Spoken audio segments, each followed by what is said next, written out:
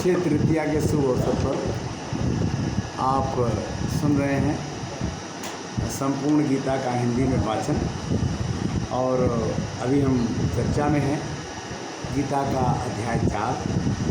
गीता के अध्याय 4 में यज्ञ कितने प्रकार के होते हैं इसकी चर्चा है। इसमें संपूर्ण करण उपकरण सामग्री क्रियाकर्ता ब्रह्म स्वरूप हो जाते हैं, वही ब्रह्म यज्ञ है।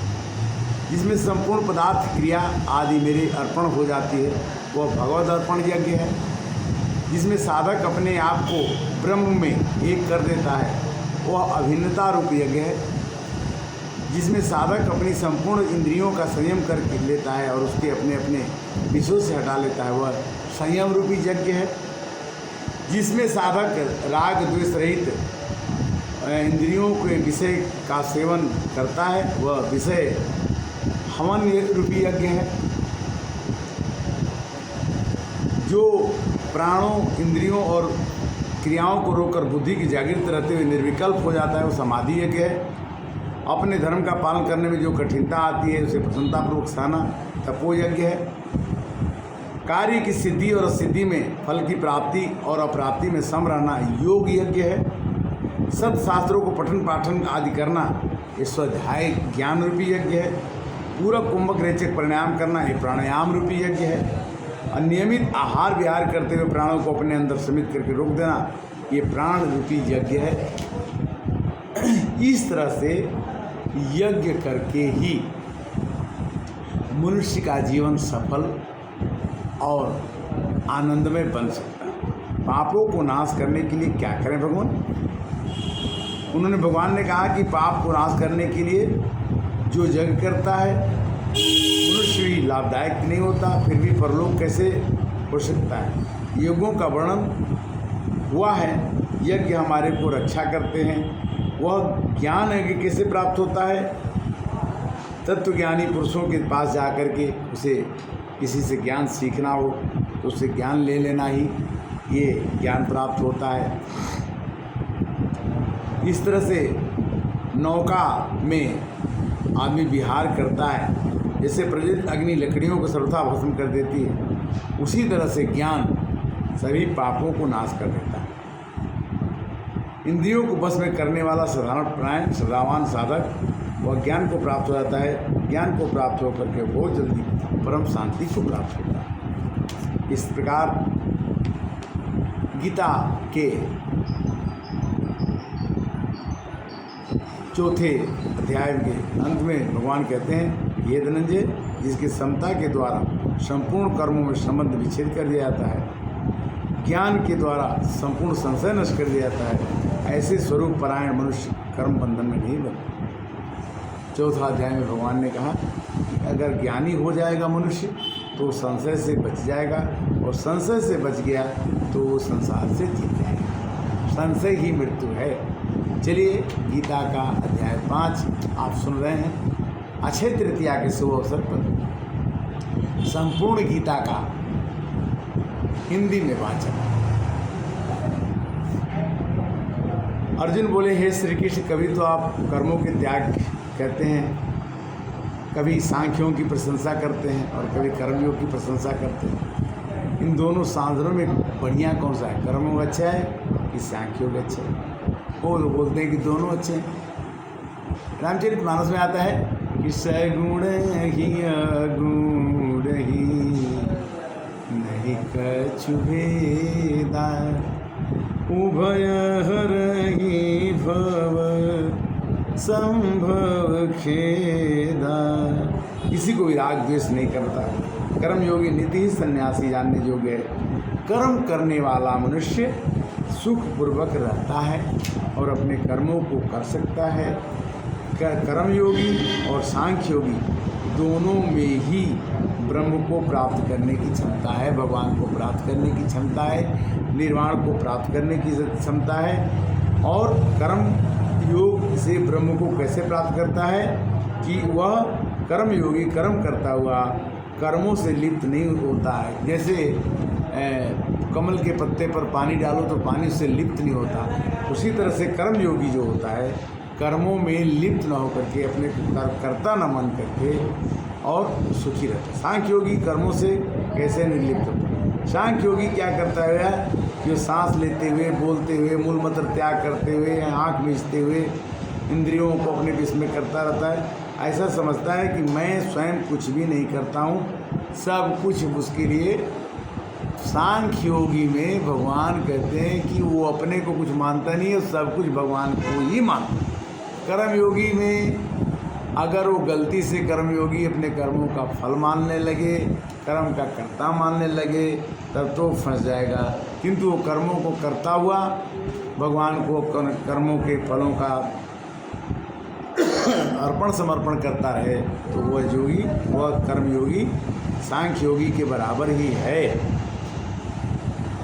शरीर इंद्रिय बस को किया हुआ सांख्य योगी मन संपूर्ण कर्मों को 9 द्वारों से शरीरों में छोड़कर न करता हुआ, न करवाता हुआ तो सांख्य योगी बिल्कुल अपने को कर्ता कभी मानता ही नहीं है। सांख्य योगी न तो कर्म करता है, न कर्म करवाता है, न परमात्मा, पर परमात्मा तो करवाते ही होंगे, भगवान तो उससे करवाते ही रहेंगे काम। तो वे परमात्मा को कर्तापन आदि की रचना नहीं करते, प्राणियों को कर्मफल तो ग्रहण करते होंगे। जिन्होंने विवेक के द्वारा ज्ञान नाश कर दिया है वह सूर्य की तरह से ज्ञान उनको कृतित्व, व्यक्तित्व और परमात्मा को प्रकाशित करता। सूरज जैसे गंदे पानी में भी अपना प्रकाश छोड़ता है, उसी तरह से भगवान जो हैं, जो अच्छा आदमी होता है वो अपने कर्मों को, अपनी उपस्थिति को ये अनुभव नहीं करता कि मैं ज्ञान किसको दे रहा हूँ, मैं शुद्ध पानी को प्रकाश दे रहा हूँ कि गंदे पानी को दे रहा हूँ। तो इस तरह से आपको समझना है कि परमात्मा को प्राप्त हो जाते हैं महापुरुषों को ज्ञान व्यवहार काल में कैसा होता है। फिर तो दुगानी महापुरुष विद्या विनय संपन्न ब्राह्मण चंडाल तथा गाय हाथी कुत्ते में एक समान दिखते। जो सिया राम में सब जग जानी, करऊँ प्रणाम जुर जुग पानी। अगर जिसके मन में ये भावना हो जाती है, जो समदर्शी हो जाता है, वही आदमी भगवान के समीप पहुँच सकता है, अन्यथा बहुत ही मुश्किल काम है। काम क्रोध का वेग उत्पन्न होने से परमात्मा तत्व का सुख मिलता है। मनुष्य के अंदर में काम का वेग उत्पन्न न हो तब उसे सुख मिलेगा, और मनुष्य के अंदर क्रोध का वेग उत्पन्न न हो तो वो सुखी हो जाए। दुख सुखी होने का 2 ही उपाय है, काम के वेग को, क्रोध के वेग को रोक लेने से मनुष्य सुखी हो सकता है। निर्वाण ब्रह्म प्राप्त करने वाले के लक्षण क्या होते हैं? वे ऐसे सांख्य योगी जीते जी मरने के बाद निर्वाण ब्रह्म, जीते जी तो खुश रहते ही हैं, मरने के बाद ही उनको निर्वाण प्राप्त होता है। जो आदमी ब्रह्म को प्राप्त करने वाले उनके लक्षण यही होते हैं। ध्यान योग से प्राप्त किया जा सकता है। बाह्य विषयों को बाहर छोड़ करके रेचक, कुंभक और पूरक, 3 क्रियाओं के द्वारा, प्राणायाम के द्वारा अपने मन को इकट्ठा किया जा सकेगा। दूसरा कोई सुगम उपाय है कि जहाँ भक्ति है वहाँ भगवान है, जहाँ भगवान की भक्ति होती है वहाँ भगवान जरूर आते हैं। तो तपों का भोक्ता भगवान ही है, ज्ञान का भोक्ता भगवान ही है, इसलिए भगवान ही सब कुछ है। इस प्रकार ये गीता का 5वां अध्याय समाप्त हुआ। अब आप 6ठे अध्याय की ओर अग्रसित हो रहे हैं। चलिए 6ठे अध्याय में भगवान ने कहा कि कर्मयोग, बहुत सी बातें बता दी और कर्मयोग का सार बताता हूँ। जो मनुष्य कर्मफल का प्राप्ति करता है, केवल अपने क्रियात्मक त्याग करने वाला सन्यासी योगी नहीं होता है। सन्यास सांख्य योग उसे कहते हैं, उसी को तो योग कर्मयोग भी। सांख्य योग और कर्म योग में बहुत ज़्यादा अंतर नहीं है। दोनों का मुख्य उद्देश्य है भगवान को प्राप्त करना। योगी होने में मुख्य हेतु क्या है कि हमें कर्म करना ही पड़ेगा, निष्काम कर्म करना पड़ेगा। निष्काम कर्म क्या होते हैं कि कर्म करो, इच्छा फल की मत रखो। मनुष्य को योगारूढ़ होने के लिए क्या करना चाहिए? योगारूढ़ होने का मतलब क्या है? स्वयं को अपने आप उद्धार करना चाहिए, अपना पतन नहीं करना चाहिए। या मनुष्य अपने ही अपना मित्र है, मनुष्य अपने ही अपना शत्रु है। जिसने अपने आप को जीत लिया है, प्रारब्ध के अनुसार आने वाली अनुकूलता प्रतिकूलता वर्तमान में रहने वाले कर्मों की सफलता विफलता में दूसरों के द्वारा किए गए मान अपमान में निर्विकार रहता है, उसको परमात्मा की प्राप्ति हो जाती है। परमात्मा को प्राप्त हुए मनुष्य के क्या लक्षण है? वो अपने इंद्रियों पर अधिकार जमा लेता है, जो भगवान का भक्त है। वह समबुद्धि केवल कर्मयोगी ही होता है या किसी दूसरे साधन से भी होते हैं। शुद्ध पवित्र स्थान पर बैठ करके अपने मन को स्थिर करके भगवान को आसन पर बैठ करके भगवान का ध्यान लगाना चाहिए। ओम नाम का अक्षर का उच्चारण करना चाहिए। भोजन आहार शैया ये सब में ध्यान रखना चाहिए। इस प्रकार से योगी अपने चित्त को अगर अस्थिर कर लेता है तो भगवान उससे संतुष्ट होते हैं और भगवान उसके हृदय में निवास करते हैं। वह किस कारण से विचलित नहीं होता?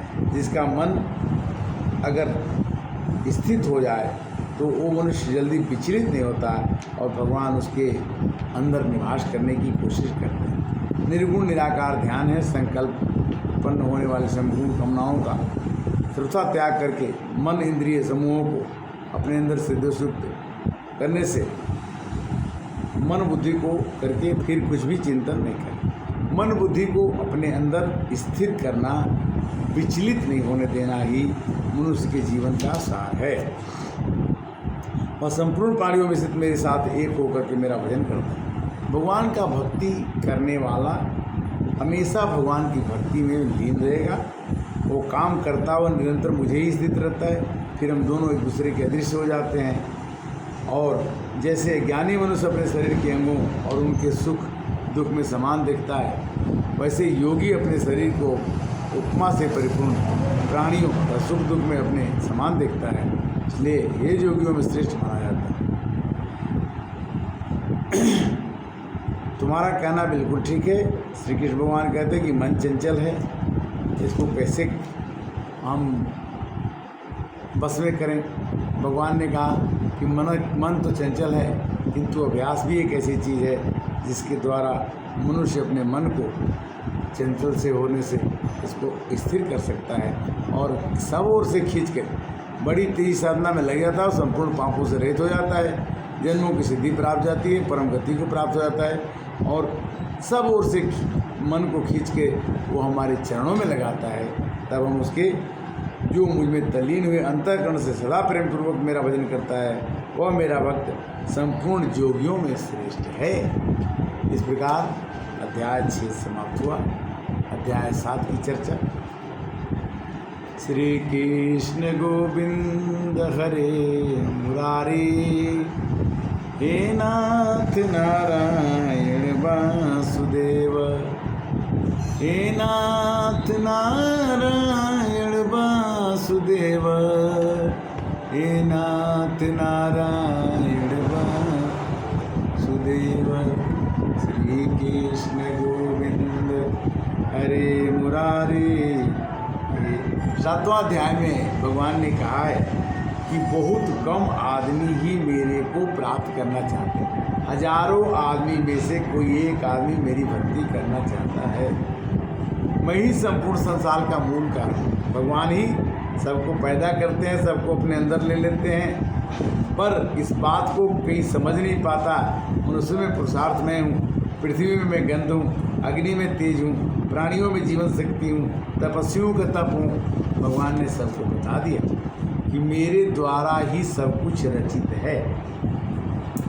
जैसे धागा में माला पड़ती है, मन का पड़ता है तब माला बनती है, उसी तरह से मैं धागा हूँ और संसार के जितने भी काम हैं मन के हैं।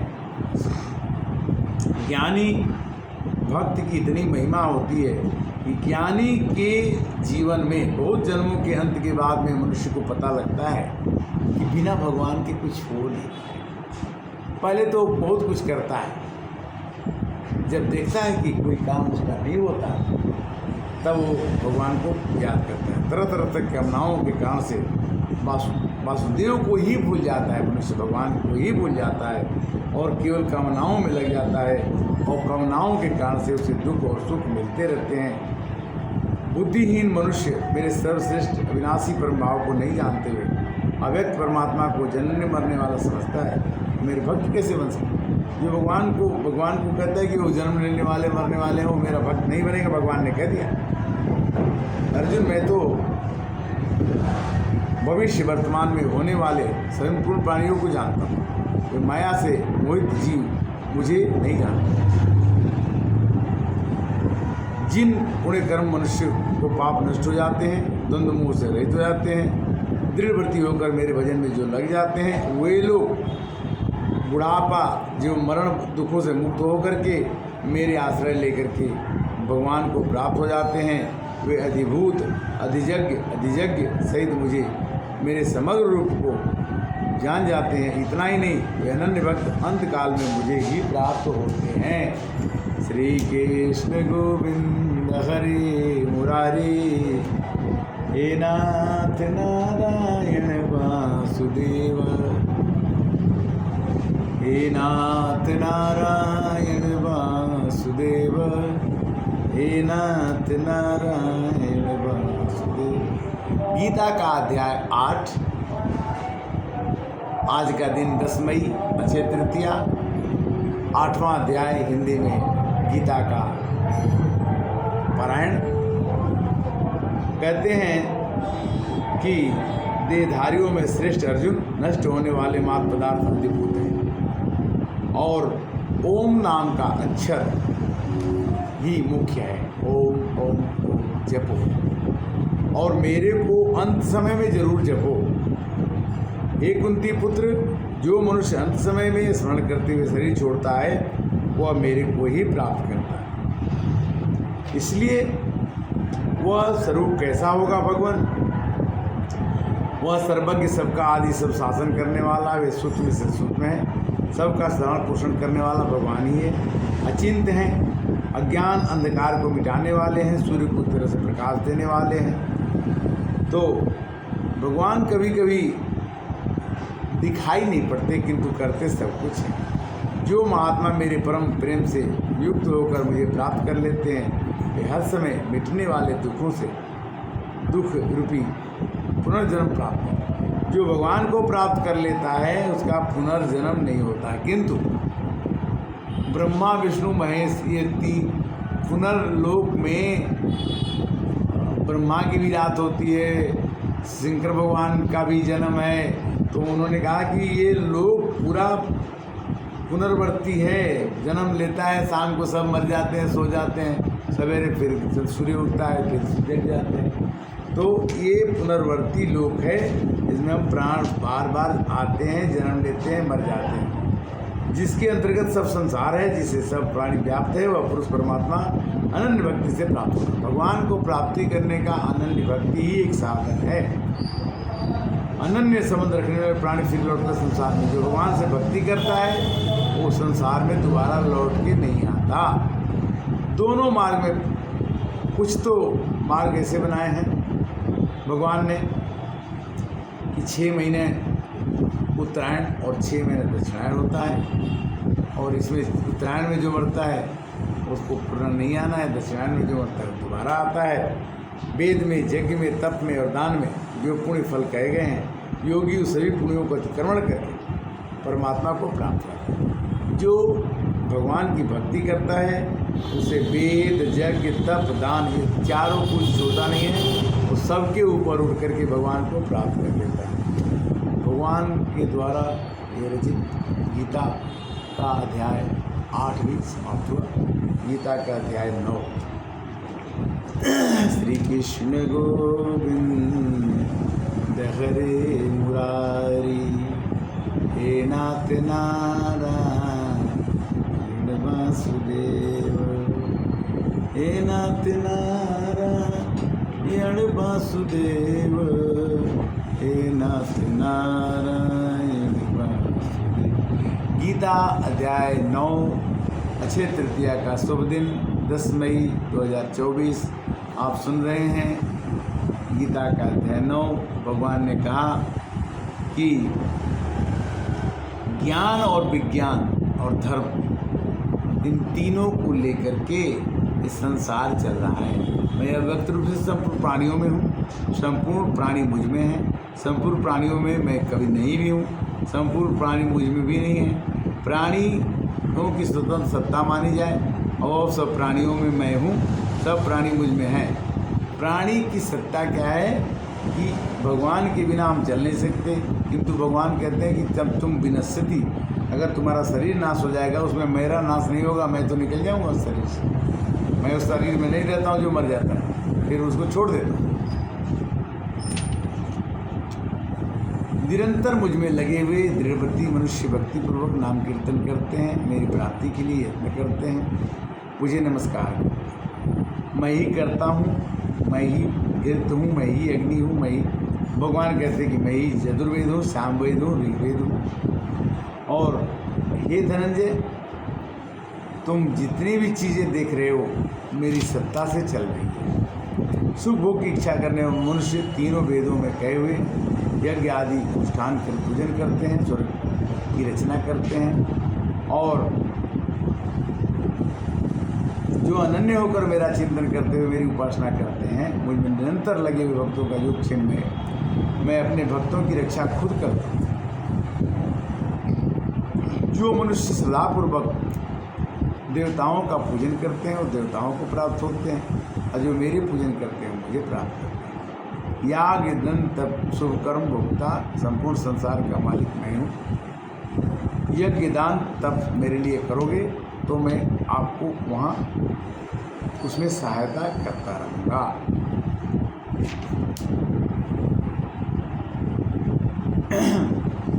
यह पक्षपात नहीं है, मैं तो संपूर्ण प्राणियों में समान हूँ। मेरा न तो कोई द्वेषी है और न कोई प्रिय है। प्रेम पूर्वक भजन करते हैं, वे मुझ में हैं और मैं उनमें। भगवान कहते हैं कि जो मेरे को भजता है मैं उसको भजता हूँ, और जो मेरे को भजता है उसको भजता हूँ, जो जिसको मैं भजता हूँ वो मेरे को भजता है। केवल साधु ही मान लेना चाहिए, जो आदमी भगवान का भजन करता है, वो भगवान का भक्ति करता है, वो पाप योनियों से वैश्य शूद्र स्त्री कुछ भी हो, वो प्रिय माना जाता है भगवान का। तुम स्वयं मेरा ही भक्त हो जा, मुझ में मनवाला हो जा, मेरी पूजा करने वाला बन जा, मुझे ही नमस्कार करो, और मेरे परायण बन जाने से तुम मुझे ही श्री कृष्ण को ही प्राप्त करोगे। इस प्रकार गीता का अध्याय